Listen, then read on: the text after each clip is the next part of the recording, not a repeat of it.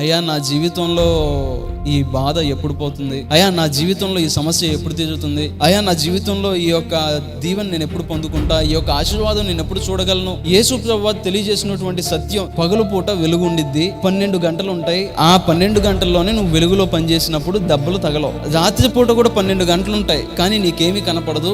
ఆ సమయంలో నువ్వు పనిచేస్తే ఏమైద్ది, దెబ్బలు తగులుతాయి. దానికి అర్థం ఎప్పుడైతే వెలుగుంటుందో, ఎప్పుడైతే దేవుడు అవకాశం ఇస్తాడో, ఎప్పుడైతే దేవుడు నడిపిస్తాడో, ఆయన ప్రణాళిక చొప్పున, ఆయన సమయం చొప్పున కార్యాలు జరుగుతాయి. నువ్వు ఆవేశపడి నీ అంతట నువ్వు సొంతగా నీ చేతులాగా నీ జ్ఞానంతో నీ శక్తితో ఏదో ఒకటి సాధిద్దాం, ఏదో ఒకటి సంపాదించేద్దాం, లేట్ అయిపోతుందని ఏదో ఒక తప్పుడు విధానాల్లో ముందుకు వెళ్ళిపోతే దెబ్బలు తగిలి ముందుకు పడిపోతావు.